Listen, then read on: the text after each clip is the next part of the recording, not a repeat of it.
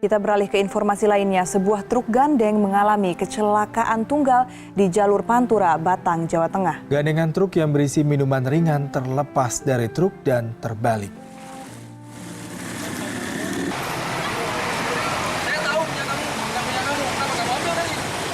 Banyaknya muatan truk yang berceceran di jalan membuat warga berdatangan untuk menjarah. Petugas kepolisian sempat kewalahan untuk melarang warga menjarah muatan truk. Tak sedikit warga yang tetap nekat menjarah walaupun sudah diperingatkan petugas. Gandengan truk ini terbalik dan menumpahkan muatannya yang berupa minuman ringan saat hendak menyalip sebuah angkutan kota. Akibat kecelakaan ini, jalur Pantura dari dua arah terpaksa ditutup. Kemacetan mengekor hingga hampir 10 km. Belum lama ini, media sosial dihebohkan oleh beberapa fenomena yang cukup meresahkan banyak orang. Salah satunya adalah kejadian truk terguling yang justru berakhir dengan aksi penjarahan oleh warga sekitar. Masalahnya, bukannya membantu mengamankan barang-barang dari truk tersebut, banyak dari mereka justru sibuk mengambil buah-buahan yang jatuh dari truk tersebut. Setelah saya mencari berita terkait kasus serupa, ternyata fenomena semacam ini bukanlah yang pertama kali terjadi. Hampir setiap kali ada truk yang terguling, berita yang muncul sering kali identik dengan penjarahan oleh warga sekitar. Ini menjadi sebuah anomali yang cukup menarik, karena di satu sisi, banyak masyarakat kita sering mengutuk tindakan kriminal seperti pencurian dan korupsi, menyebutnya sebagai perbuatan tidak bermoral dan merusak bangsa. Namun, di sisi lain, saat mereka memiliki kesempatan untuk mengambil sesuatu yang bukan hak mereka, banyak dari mereka justru ikut-ikutan melakukan tindakan tersebut. Jika ada yang berargumen bahwa penjarahan ini terjadi karena faktor ekonomi, menurut saya, alasan tersebut tidak logis dan tidak bisa dibenarkan. Masih banyak cara halal yang bisa dilakukan untuk memenuhi kebutuhan tanpa harus menjarah barang milik orang lain. Jika berbicara soal mentalitas, saya yakin banyak dari mereka sadar bahwa barang tersebut bukan hak mereka, tetapi mereka tetap mengambilnya karena ada kesempatan. Fakta ini hanyalah potongan kecil dari berbagai fenomena serupa yang terjadi di Indonesia. Sikap masyarakat seperti ini sebenarnya cukup miris, mengingat Indonesia dahulu dikenal sebagai negara yang menjunjung tinggi moral dan etika. Namun, kenyataannya justru berbanding terbalik. Contohnya, meskipun Indonesia sering disebut sebagai negara religius, faktanya negara ini justru menempati peringkat pertama dengan jumlah pemain judi online terbanyak di dunia. Belum lagi banyak orang yang mengecam tindakan korupsi, tetapi dalam kehidupan sehari-hari mereka justru memanfaatkan praktik korupsi dalam skala kecil. Salah satu contoh nyata dari kemunafikan ini adalah bagaimana orang-orang begitu mudah menyalahkan koruptor, tetapi tidak menyadari bahwa budaya korupsi juga ada di sekitar mereka sendiri. Setiap kali ada kasus korupsi yang terungkap, media sosial langsung dipenuhi dengan komentar yang menyerukan hukuman mati bagi koruptor. Menyebut pejabat sebagai orang rakus, atau bahkan menyalahkan orang-orang yang memilih mereka.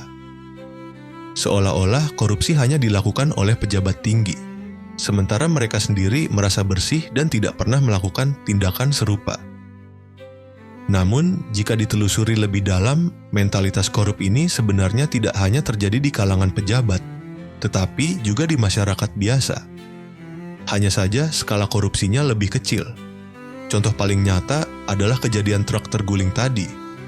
Tiap kali ada kejadian seperti itu, selalu ada orang yang buru-buru mengambil barang yang jatuh, menganggapnya sebagai rezeki, padahal barang tersebut jelas bukan milik mereka. Sekarang, coba bayangkan jika kondisinya dibalik. Jika mereka sendiri yang kehilangan barang dan diambil orang lain, pasti mereka tidak akan terima. Mereka akan marah, merasa dizalimi, dan menuntut keadilan.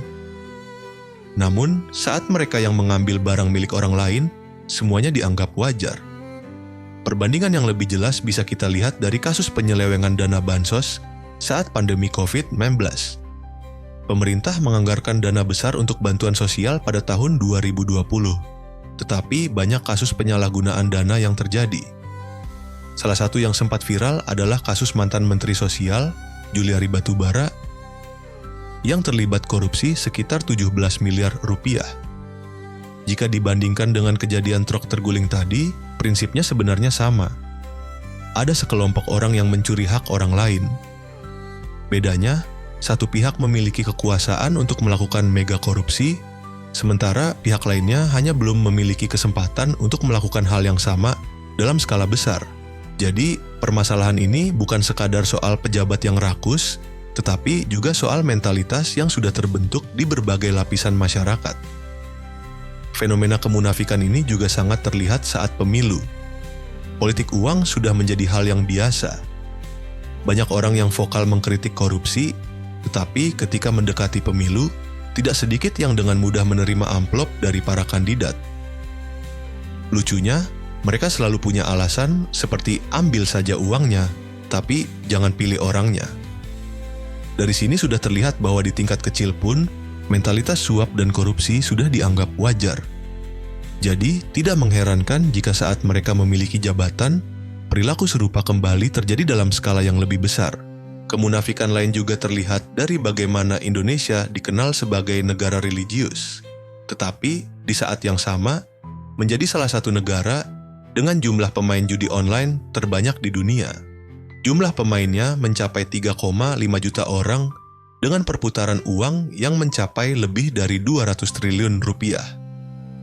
Yang lebih mengejutkan, hampir 80% pemainnya berasal dari kalangan menengah ke bawah. Banyak orang yang dengan lantang menyatakan bahwa judi itu haram, dosa besar, dan membuat orang miskin semakin sengsara.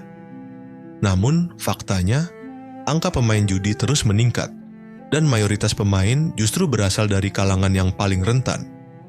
Ironisnya, ketika kalah dan kehabisan uang, mereka malah menyalahkan pemerintah karena tidak memblokir situs judi atau memberantas bandar besar. Padahal, jika mereka benar-benar konsisten menolak judi, mereka seharusnya tidak mencari cara untuk tetap bermain, termasuk menggunakan VPN untuk mengakses situs-situs yang diblokir. Situs judi di Kamboja, misalnya, memang menjadi pusat operasi banyak bandar besar. Namun, yang menjadi sasaran utama mereka justru adalah masyarakat Indonesia, karena mereka tahu pasar di sini sangat besar. Jadi, permasalahannya bukan hanya pemerintah yang belum mampu memblokir situs judi secara total, tetapi juga karena ada keinginan dari masyarakat sendiri untuk terus bermain. Fenomena ini menunjukkan bahwa masih banyak orang yang tidak konsisten antara perkataan dan tindakan mereka sendiri. Intinya, masalah terbesar yang kita hadapi saat ini adalah mentalitas masyarakat yang terbiasa dengan standar ganda. Mereka sering berteriak menentang segala bentuk kriminalitas, tetapi saat ada kesempatan, mereka sendiri melakukan tindakan serupa tanpa merasa bersalah. Contoh lain dari standar ganda ini bisa dilihat dari budaya orang dalam di Indonesia. Hingga kini, masih banyak orang yang mengandalkan koneksi untuk mendapatkan kemudahan dalam berbagai hal, mulai dari masuk sekolah, mengurus perizinan, hingga mendapatkan pekerjaan. Jalan pintas melalui orang dalam selalu menjadi pilihan utama. Padahal, jika dipikir-pikir, praktik ini tidak ada bedanya dengan korupsi yang dilakukan oleh pejabat. Lucunya, ketika mereka yang diuntungkan, mereka diam saja dan menutup mulut. Namun, ketika mereka dirugikan, mereka langsung berteriak dan menyalahkan sistem. Salah satu solusi yang paling masuk akal untuk mengatasi kemunafikan ini adalah dengan meningkatkan kesadaran diri untuk merefleksikan tindakan kita sendiri. Apakah kita benar-benar bersih dari perilaku yang kita kritik? Ataukah sebenarnya kita justru bagian dari masalah itu sendiri? Selama mentalitas ini masih dibiarkan berkembang di masyarakat, Indonesia tidak akan pernah benar-benar maju meskipun pemimpin sudah berganti ratusan kali atau berbagai aturan telah direvisi.